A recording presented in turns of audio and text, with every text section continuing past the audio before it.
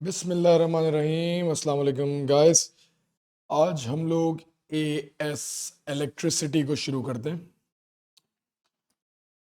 अच्छा बच्चों, जब हमारे पास बात शुरू करते हैं ए एस की इलेक्ट्रिसिटी की, ये सेक्शन में दो चैप्टर्स हैं और उसकी डिटेल्स वन बाय वन हम लोग पढ़ेंगे। स्टार्टिंग ऑफ हम लोग करंट इलेक्ट्रिसिटी से चैप्टर। यार, कागो सबसे पहली टर्म जो आती है वो है करंट की। बच्चे, करंट जो होता है वो होता है rate of flow of charges. आसान भाषा में करंट का formula is charge upon time. भाई, कितना चार्ज कितनी देर में गया, इसको करंट बोलते हैं। करंट अपने पास दो चीजों पे डिपेंड करता है। पहली हो गई क्वांटिटी ऑफ चार्ज।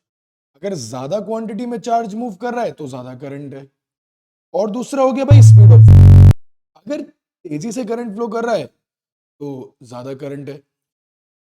ये दो बातें अपने पास हो गई। अच्छा बेटा, करंट जो है वो दो तरीके से क्लासिफाई किया जाता है। सबसे पहली स्टेटमेंट आती है बेटा कन्वेंशनल करंट। कन्वेंशनल मतलब अज्यूम्ड करंट। काफी टाइम पहले हमें समझा जाता था कि भाई जो करंट है वो बैटरी के पॉजिटिव टर्मिनल से नेगेटिव टर्मिनल में मूव करता है, और बहुत सारे लॉज इस तरीके से बना दिए गए। इस करंट को जो पॉजिटिव टर्मिनल से नेगेटिव टर्मिनल पे फ्लो करता है, ऐसे करंट को हम कन्वेंशनल करंट बोलते थे। और वो करंट जो एक्चुअल करंट था, बेसिकली ये बाद में पता चला कि करंट में पॉजिटिव तो कुछ मूव करता नहीं है, इलेक्ट्रॉन्स फ्लो करते हैं। They basically flow from the negative terminal to the positive terminal. क्योंकि इतनी सारी बुक्स और लॉस बन चुके थे, तो क्या किया गया, उन्होंने इस करंट को कन्वेंशनल का नाम दे दिया जो पॉजिटिव टू नेगेटिव फ्लो करता है, और नेगेटिव टू पॉजिटिव जो करंट फ्लो करता है उसको इलेक्ट्रॉन फ्लो का नाम दे दिया, जो ये यहाँ पे आसानी से बात कर दी। फिर हमारे पास दो और टाइप के करंट्स होते हैं भाई, जो एक और तरीका है क्लासिफाई करने का, डायरेक्ट करंट और अल्टरनेटिंग करंट। डायरेक्ट करंट हम लोग ओ लेवल्स में भी पढ़ते थे, आईजीसीएसई में भी पढ़ते थे कि भाई वो करंट जो सिर्फ एक डायरेक्शन में फ्लो करता है उसको डायरेक्ट करंट कहते हैं। तो बैटरी सेल या डायरेक्ट करंट सप्लाई से आ रहा होता है। और जो ऑल्टरनेटिंग करंट होता है वो बोथ डायरेक्शन में फ्लो करता है, जो हम लोग इलेक्ट्रोमैग्नेटिक इंडक्शन से प्रोड्यूस किया करते थे, जिसकी सप्लाई एसी करंट होता है। डायरेक्ट करंट का ग्राफ हमेशा एक तरफ बनता था और ऑल्टरनेटिंग करंट का ग्राफ दोनों एक्सेस में मूव करता था। ये तो कहानी हो गई सारी पुरानी जो हम लोग बातें करते हुए आ रहे होते। मूविंग ऑन, हम लोग एक टर्म पढ़ते थे वोल्टेज की। Voltage basically is the energy तो एक कूलम चार्ज के पास होती है to move in a circuit. Energy that a coulomb charge has in और possesses in a circuit is called voltage। आसान भाषा में वोल्टेज उस धक्के को बोलते हैं जिससे चार्जेस सर्किट में फ्लो करते हैं। अब अगर मैं बेटा बात को बढ़ाऊं तो हम लोग अब बात को शुरू करेंगे ओम्स लॉ से। और आज की जो असल डिस्कशन है वो यहां से इस बात से शुरू होती है कि भाई ओम्स लॉ क्या कहता है कि भाई वोल्टेज जो है it is directly proportional to current. मतलब जितना वोल्टेज होगा सर्किट में उतना करंट उतने चार्जेस फ्लो करेंगे, प्रोवाइडेड दैट के एरिया और टेम्परेचर क्या रहे, कांस्टेंट रहे। बात सुनिएगा बेटा, एक सर्किट में एक बैटरी है, एक पावर सप्लाई है, साथ एक रेजिस्टर है और एक बेसिक सर्किट। ये बैटरी प्रोवाइड कर रही है वोल्टेज। जो वोल्टेज माने धक्का, उस धक्के से जो चार्जेस, जो इलेक्ट्रॉन्स मौजूद हैं उस कंडक्टर में वो मूव करते हैं। जितना जोर से ये धक्का लगेगा उतने ज्यादा चार्जेस फ्लो करेंगे। ये बात साहब ने कह दी कि भाई वोल्टेज डायरेक्टली प्रोपोर्शनल है किस चीज के, करंट के। अच्छा, यहां से अगली स्टेटमेंट जो हम लोग ऑलरेडी रिवाइज कर रहे हैं, क्योंकि ये सब बातें हम लोग पढ़ चुके होते हैं हमारे प्रीवियस लेवल पे, रेजिस्टेंस की। कि बेटे रेजिस्टेंस जो थी it was basically hindrance in the flow of charges, और इसको निकालने के लिए हम लोग रेशो लेते थे वोल्टेज का करंट से। Resistance was basically the ratio of voltage to current. ये हम लोगों ने सारी बातें लेवल्स में की हुई है। बीटा स्टेटमेंट्स को आगे बढ़ाते हैं। हमारे पास कंडक्टर्स दो तरीके से डिवाइडेड है। जो पहला कंडक्टर है that is an ohmic conductor. Ohmic conductors are conductors जो ओम्स लॉ को अबाय करते हैं। ओम्स लॉ क्या है? जो ऑलरेडी बताया कि भाई ऐसा कंडक्टर जिसकी रेजिस्टेंस सेम रहे, वोल्टेज बढ़ाने से करंट बढ़े, ऐसे कंडक्टर्स को हम लोग जो है ओमिक कंडक्टर्स कहते हैं, जिनकी रेजिस्टेंस कांस्टेंट रहती है और वोल्टेज करंट का रेशियो भी क्या रहता है? कांस्टेंट रहता है। ओमिक कंडक्टर्स का voltage current graph is always a straight line. आप कहीं पे भी वोल्टेज और करंट का रेशियो लोगे तो आपकी वैल्यू सेम आएगी, the resistance will not change. ये है हमारे ओमिक कंडक्टर। सारे के सारे फिक्स्ड रेजिस्टर्स जो होते हैं they are basically ohmic conductors, और मेटल्स भी जो है वो सारे ओमिक कंडक्टर्स होते हैं, प्रोवाइडेड दैट कि जो है टेम्परेचर क्या रहे? कांस्टेंट रहे और टेम्परेचर चेंज हो। बेटा अब हम मूव करते हैं नॉन ओमिक कंडक्टर्स पे। जो पहला नॉन ओमिक कंडक्टर हम लोग डिस्कस करते हैं that is a thermistor. Thermistor का जो सर्किट सिंबल है इट्स मोर लाइक दिस। बच्चों थर्मिस्टर जो है it is a special component जिसका जब टेम्परेचर बढ़ता है तो रेजिस्टेंस कम होती। टेम्परेचर बढ़ता है तो रेजिस्टेंस कम होती। जब भी टेम्परेचर बढ़ेगा तो रेजिस्टेंस कम होगी। या जी। अब अगर मैं इसका वोल्टेज करंट ग्राफ प्लॉट करूं तो मुझे रेजिस्टेंस का डिक्रीज दिखाना है। सिंस वोल्टेज करंट का रेशियो रेजिस्टेंस देता है और रेजिस्टेंस का मुझे डिक्रीज दिखाना है, तो मुझे वोल्टेज करंट के रेशियो का डिक्रीज दिखाना पड़ेगा। तो वोल्टेज करंट रेशियो की डिक्रीज का मतलब है कि वोल्टेज जो न्यूमरेटर है उसकी वैल्यूज जो है कम हो रही होंगी रिलेटिवली, और करंट की वैल्यूज के मुकाबले में ज्यादा बढ़ रही होंगी, तो रेशियो डिक्रीज आ जाए। याद रखिएगा हमारे पास थर्मिस्टर का जो वोल्टेज करंट ग्राफ होता है ये इस तरीके से एक कर्व होता है जो करंट के एक्सिस की तरफ टर्न होता है। इसका मतलब मैं किसी भी पॉइंट ए बी या सी पे वोल्टेज करंट की वैल्यू निकालूं, रेशियो निकालूं, तो पॉइंट ए पे वैल्यू वुड बी मैक्सिमम और पॉइंट सी पे value would be less than A because resistance is decreasing, hence the voltage current ratio is also decreasing। बेटा एक बात याद रखना कि हम एएस लेवल में कभी भी ग्रेडियंट का जिक्र नहीं करते। Resistance is the ratio of voltage to current. तो जिस भी पॉइंट पे आपसे रेजिस्टेंस की वैल्यू मांग रहा होगा, आप उस पॉइंट पे वोल्टेज और उस पॉइंट पे करंट लोगे, उन दोनों को डिवाइड कराओगे, आपके पास उस पॉइंट की रेजिस्टेंस आ जाएगी। मैं उम्मीद करता हूं यहां तक बात क्लियर होगी। बात को थोड़ा आगे बढ़ाते हैं। अब अगर वोल्टेज करंट ग्राफ की जगह मेरा एग्जामिनर मेरे एक्सिस को फ्लिप कर दिया, आईवी ग्राफ बनाए, करंट वोल्टेज ग्राफ बनाए, तो इस ग्राफ का जो कर्व है वो अपवर्ड मूव हो जाएगा, क्योंकि आई ओवर वी जो है इनवर्स होता है हमारे पास। तो रेशियो ऑफ आई वी जब बढ़ेगा तो रेशियो ऑफ वी आई क्या होगा? डिक्रीज होगा, क्योंकि हमें वोल्टेज करंट का रेशियो डिक्रीज करना है ना थर्मिस्टर के लिए।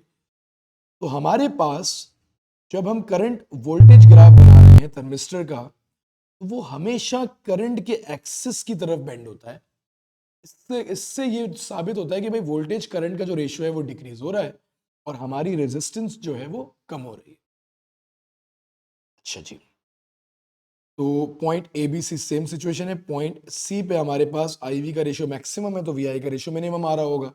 इस पॉइंट पर रेजिस्टेंस सबसे कम होगी और इस पॉइंट पर रेजिस्टेंस ज्यादा होगी। ये बात आ गई थर्मिस्टर की। तो मैंने यहाँ पे दो की पॉइंट्स याद रखना। अगर रेजिस्टेंस का डिक्रीज दिखाना है तो आई वी ग्राफ हो या वी आई ग्राफ, ग्राफ को हमेशा करंट की तरफ बेंड करवा, ठीक है जी। ग्राफ को करंट की तरफ क्या करवा देना, बेंड करा देना। इधर करंट है, इस तरफ बेंड हो जाएगा, और इधर करंट है तो इस तरफ बेंड हो जाएगा, क्योंकि ratio of voltage to current हम लोगों ने उसकी रिडक्शन देखा। बात को थोड़ा बेटा आगे बढ़ाते हैं। जी, नेक्स्ट चीज हमारे पास आती है बेटे फिलामेंट लैंप। अच्छा, फिलामेंट लैंप हम लोग पढ़ते थे, एक ऐसी डिवाइस जिसका सर्किट सिंबल इस तरीके से होता है। एंड फिलामेंट लैंप अक्सर और बेशतर आजकल बेकरीज वगैरह में वो येलो कलर का जो बल्ब होता है जिसमें फिलामेंट होता है, उसका पर्पस होता है हीट प्रोवाइड करना। और फिलामेंट लैंप की खास बात क्या है कि as the temperature of the filament lamp increases, उसकी रेजिस्टेंस भी बढ़ती है। तो जब मुझे रेजिस्टेंस का इंक्रीज दिखाना है, सिंस रेजिस्टेंस वोल्टेज करंट का रेशियो है, तो मुझे वोल्टेज करंट के रेशियो का भी इंक्रीज दिखाना होगा। और अगर मुझे वोल्टेज करंट के रेशियो का इंक्रीज दिखाना है, सो फॉर दैट मुझे ग्राफ को न्यूमरेटर वोल्टेज की तरफ बेंड करना पड़ेगा। तो फिलामेंट लैंप का जो वोल्टेज करंट ग्राफ है वो एक ऐसा ग्राफ बनता है that turns towards the voltage axis, क्योंकि वोल्टेज करंट का रेशियो बढ़ रहा है, resistance of filament lamp increases as the temperature increases. अब इधर अगर मैं पॉइंट ए बी सी में से किसी भी पॉइंट पे रेजिस्टेंस निकालना चाहूं, तो और I hope all of you would agree कि इस पॉइंट पे जो रेशियो होगा वो मैक्सिमम आ रहा होगा, सिंस इस पॉइंट पे वोल्टेज करंट का जो ओरिजिन से लाइन है वो स्टीपनेस भी उसकी ज़्यादा है। तो the maximum ratio of voltage to current will be at point C, जहाँ पे हमारे पास क्योंकि रेजिस्टेंस की वैल्यू बढ़ रही है। अच्छा, अगर इसी के एक्सिस को एग्जामिनर फ्लिप करे और आईवी ग्राफ बनवा दे, तो करंट वोल्टेज ग्राफ जो होगा बेटे फिलामेंट लैंप का, वो अभी भी बेटा वोल्टेज की तरफ टर्न होगा पॉइंट सी पे, क्योंकि आईवी का अगर रेशियो कम हो रहा है तो वीआई का रेशियो बढ़ रहा होगा। उस वीआई का रेशियो बढ़ाना ही तो है हम लोगों ने, क्योंकि रेजिस्टेंस बढ़ रही है। तो ये हमारे पास जो है फिलामेंट लैंप के दोनों ग्राफ हो गए, वीआई और आईवी। यहाँ पे एक और की पॉइंट याद रखना, अगर रेजिस्टेंस का इंक्रीज दिखाना है तो जो ग्राफ होता है वो हमेशा वोल्टेज की तरफ बेंड होता है। अगर रेजिस्टेंस का इंक्रीज दिखाना होता है तो graph is always bend towards the voltage. अच्छा जी, अगला जो हम लोग नॉन ओमिक कंडक्टर डिस्कस करने जा रहे हैं, दैट इज बेसिकली डायोड। अच्छा जी, डायोड इज अ डिवाइस जो हमारे पास करंट को एक डायरेक्शन में फ्लो करवाने के काम। डायोड बेटा फॉरवर्ड बायस्ड हो सकता है और रिवर्स बायस हो सकता है।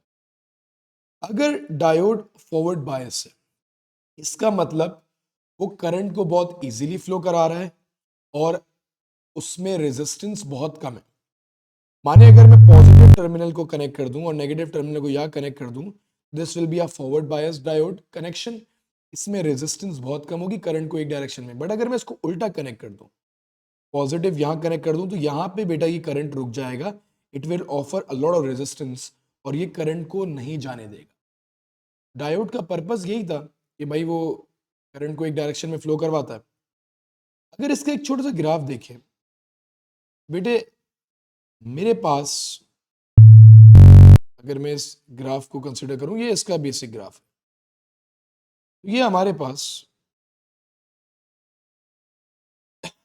इधर जो है value of current is on the zero because ये एक्सिस की तरफ है। तो जो ग्राफ का पीछे का एक्सिस है, यहाँ पे सिंस वोल्टेज ओवर करंट जो है हमारे पास रेजिस्टेंस की वैल्यू देता है, और अगर ये करंट जीरो है दैट मीन्स रेजिस्टेंस इनफाइनाइट है। तो ये रिवर्स बायस कनेक्शन का ग्राफ हमेशा स्ट्रेट लाइन होगी। और अगर बेटे हमारे पास जो ये आगे जब ग्राफ बढ़ रहा है, तो यू कैन क्लियरली ऑब्जर्व कि IV का जो रेशियो है वो इंक्रीज हो रहा है। IV का रेशियो बढ़ रहा है, दैट मीन VI का रेशियो जो है कम हो रहा होगा, क्योंकि अगर IV का रेशियो बढ़ता है, इनवर्स VI का रेशियो कम होता है, दैट मीन्स रेजिस्टेंस कम हो रही है, therefore it is allowing current to flow. तो ये फॉरवर्ड बायस्ड होगा। ठीक है जी, तो इसका ग्राफ जो है ये है, ये साइड रिवर्स बायस होती है और ये साइड फॉरवर्ड बायस होती है। डायोड करंट को एक कनेक्शन में फ्लो करवाने देता है और दूसरे कनेक्शन में फ्लो करवाने। इन सब बातों के बाद अच्छा, एक और सवाल एग्जामिनर बड़ा कॉमनली पूछ रहा होता है, ये मैं जरा इसको थोड़ा सा मिटा दूं ताकि क्लियर हो जाए बात। हमारे पास ये 4 पॉइंट दिए एग्जामिनर ने और इसने कहा कि किस पॉइंट पे जो रेजिस्टेंस है वो मैक्सिमम होगी। तो इस बात को याद रखिएगा कि आपने सारे पॉइंट्स को ओरिजिन से जोड़ना है।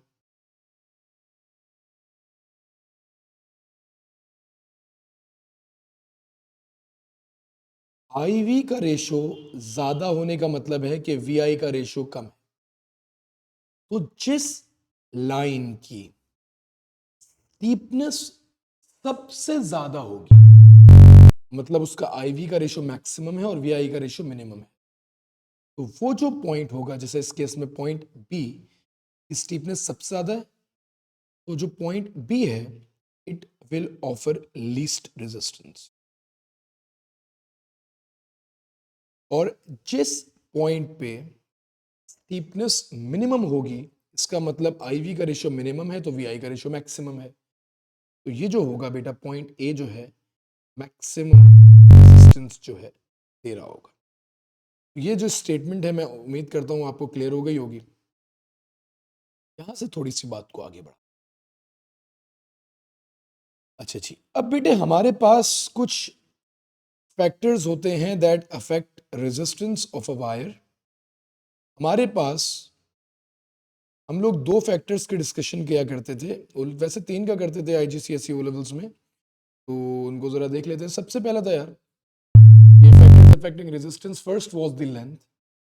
जितनी कंडक्टर की लेंथ ज्यादा होगी उतनी उसकी रेजिस्टेंस ज्यादा होगी। That means resistance was directly proportional to the length of the conductor. लाजमी सी बात है यार, अगर एक बेचारे इलेक्ट्रॉन को एक इतनी लेंथ में जाना है और एक इतनी लेंथ ऑफ द वायर में जाना है तो इधर ज्यादा थकन होगी, ज्यादा रेजिस्टेंस का सामना फेस करना पड़ेगा, या हाइपोथेटिकली स्पीकिंग। और इसमें जो है लेंथ कम है तो रेजिस्टेंस भी कंडक्टर की कम होगी। ठीक है, इसकी रीजनिंग लोगों लेवल्स में समझने के लिए बहुत सारी देते थे, बट जो है इस लेवल पे मैं उम्मीद करता हूँ इतनी बात आपको पता है। तो रेजिस्टेंस डायरेक्टली प्रोपोर्शनल होती है लेंथ से और resistance of the wire inversely proportional होती है उसके एरिया से। मतलब वायर का जितना क्रॉस सेक्शन एरिया ज्यादा होगा उतनी उसकी रेजिस्टेंस कम होगी, इजीली इलेक्ट्रॉन फ्लो कर जाएंगे, ज्यादा जगह है इलेक्ट्रॉन्स के पास। इन दोनों फॉर्मूले को जब हम जोड़ते हैं, since resistance is directly proportional to length and inversely proportional to A, तो जब हम इस प्रोपोर्शनैलिटी के साइन को हटाते हैं तो जो कांस्टेंट हमारे पास होता है that is basically resistivity.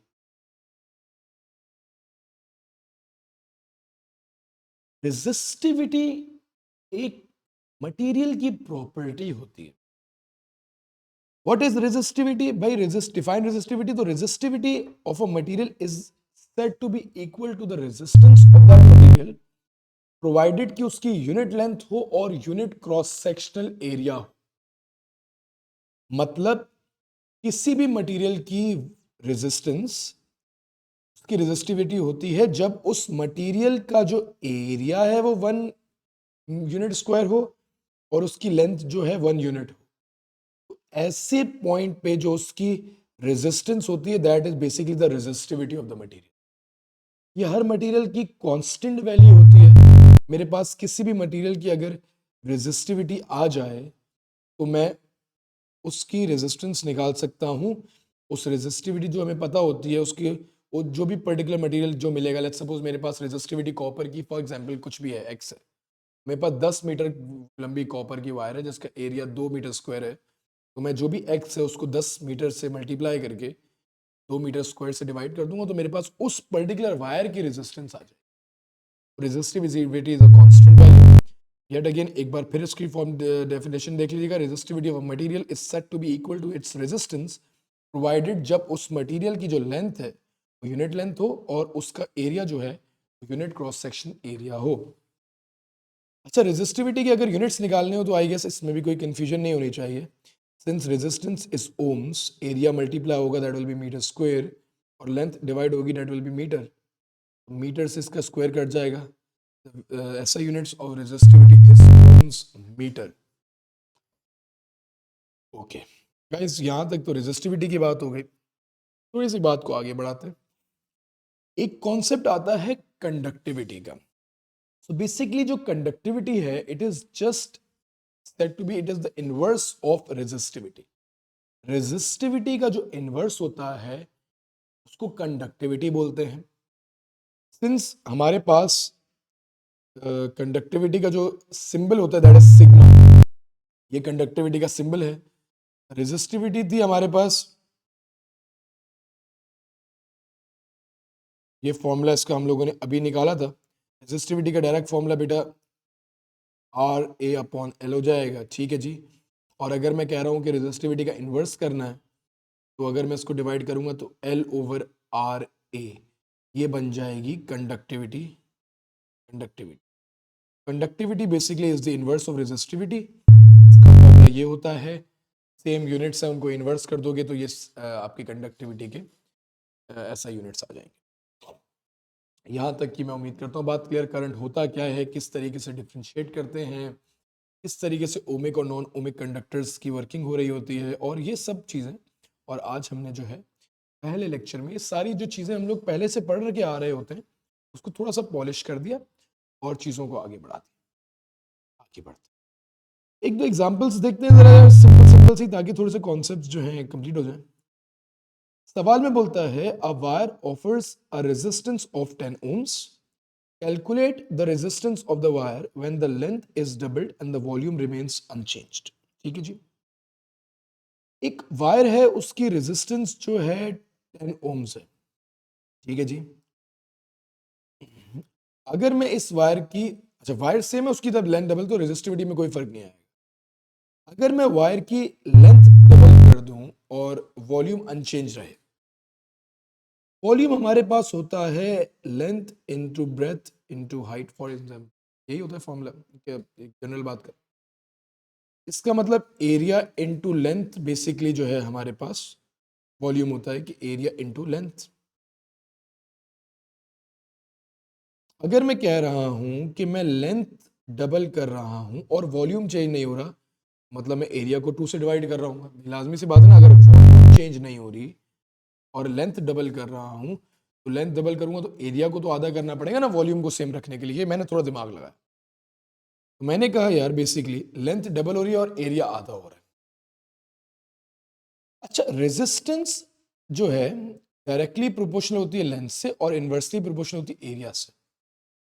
Length double करूंगा तो रेजिस्टेंस डबल हो जाएगी, और एरिया आधा करूंगा तो रेजिस्टेंस जो है डबल हो जाएगी। एरिया आधा करने से भी डबल हो जाएगी, तो लेंथ करने से भी डबल, एरिया आधा करने से भी डबल। तो आसान लफ्जों में रेजिस्टेंस जो है बेसिकली 4 टाइम्स हो रही है ओरिजिनल चीज के। फिर देख लेना, लेंथ डबल की, अगर रेजिस्टेंस 10 थी तो लेंथ डबल करने से 20 हो गई, ठीक है जी। एरिया आधा किया, अब लेंथ को फिलहाल एक सेकंड के लिए भूल जाओ। एरिया आधा करने का मतलब है भाई एरिया से इनवर्स रिलेशन से एरिया आधा किया तो फिर रेजिस्टेंस डबल हुई होगी। अगर लेंथ भी डबल कर रहा हूँ और एरिया भी आधा कर रहा हूँ, तो दोनों काम होने के बाद रेजिस्टेंस 4 गुना बढ़ चुकी होगी। बेसिकली अगर रेजिस्टेंस शुरू में 10 ओम्स थी, अब रेजिस्टेंस 40 ओम्स हो जाएगी। अच्छा जी, एक और एग्जांपल देख लेते हैं यार। अच्छा क्वेश्चन क्या बोलता है सवाल में यार कि हमारे पास दो चीज़ें हैं, एक दो सिलेंडर हैं, मेटेलिक सिलेंडर्स हैं, सेम मटेरियल सेम रेजिस्टिविटी। एक का डायमीटर डी दिया हुआ है, दूसरे का डायमीटर 2D दिया हुआ है, एक की लेंथ 2L है और एक की लेंथ L है, ठीक है जी। ये सब बातें बता, आपने करंट का रेशियो निकालना है P और Q के अंदर। गाइस अब सुनिएगा मेरी बात। Since resistance rho L over A है, ठीक है जी। अगर मैं बात करूं मुझे करंट का रेशियो निकालना है, तो मैं सबसे पहले काम क्या करूंगा, मैं निकालूंगा ratio resistance of P to resistance of Q। Resistance of P के लिए मैंने कहा यार रेजिस्टिविटी सेम है, लेंथ ऑफ पी जो है वो 12 है। सिंस डायामीटर डी है तो एरिया जो है पाई ई स्क्वायर अपॉन 4। एरिया का फॉर्मूला होता है पाई डी स्क्वायर अपॉन 4। कैसे होता है भाई? पाई स्क्वायर होता है एरिया का फॉर्मूला बेटा, रेडियस बेसिकली होता है pi d diameter divide by 2, basically pi d square upon 4 area का फॉर्मूला किसी भी वायर में, अगर वो सर्कुलर बेस सिलेंडर। अच्छा जी, क्यू की बात करते हैं। रेजिस्टिविटी सेम रहेगी, लेंथ जो है क्यू की वो है एल, डायमीटर 2 दी है तो पाई 2d स्क्वायर अपॉन 4। ठीक है जी, ये आ गया। थोड़ा सा यार इसको जो है सिंप्लीफाई कर लेते हैं, तो रेजिस्टिविटी से रेजिस्टिविटी कट गई, लेंथ से लेंथ कट गई, पाई से पाई कट गया, टी स्क्वायर से टी स्क्वायर कट गया, 4 से 4 कट गया, ऊपर हमारे पास रह गया 2/1 डिवाइडेड बाय 1/2। जी,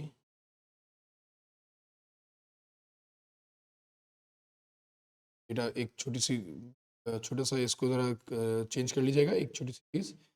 ये पाई डी स्क्वायर जब डायमीटर का स्क्वायर होगा तो यहाँ पे ये 4 हो जाएगा। ठीक है, थोड़ा सा इसको देख लीजिएगा, यहाँ पे बेसिकली ये हो जाएगा 1/4 जब डी स्क्वायर कटेगा ना, क्योंकि बेसिकली 2 स्क्वायर ये 4d स्क्वायर हो जाएगा बेसिक। ठीक है, तो ये हमारे पास यहाँ पे 1/4। ठीक है, अच्छा जब इसका मैं रेशियो निकालूंगा तो बेटा हमारे पास रेजिस्टेंस का जो रेशियो आ रहा होगा ये मल्टीप्लाई होगा, दैट विल बी 8/1।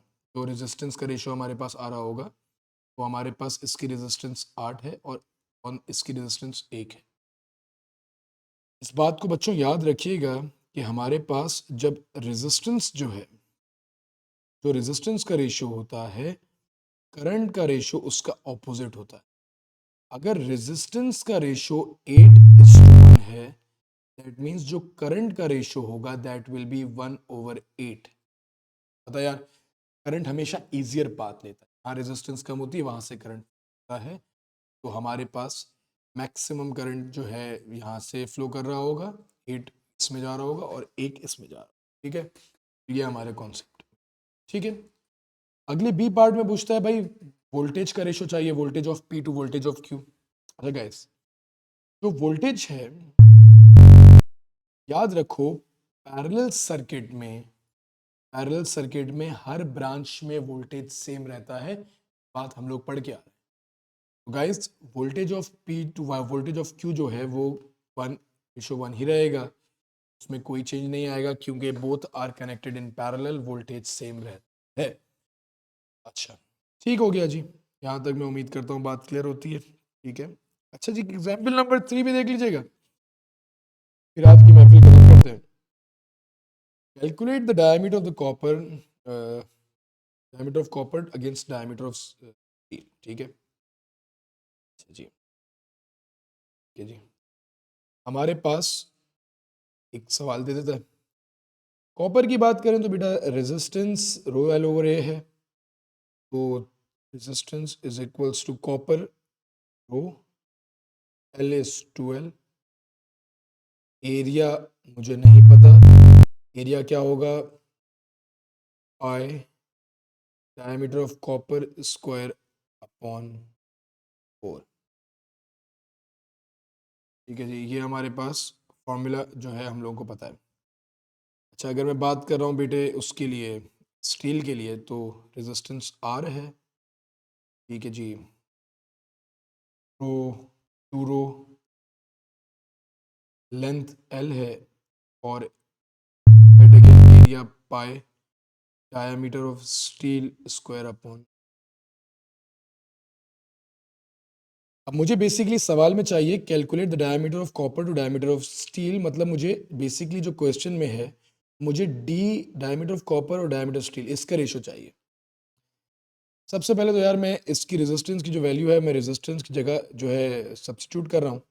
ये हमारे पास जो इक्वेशन बनेगी वो कुछ इस तरीके से बन जाएगी, 3 टाइम्स ऑफ 2 रो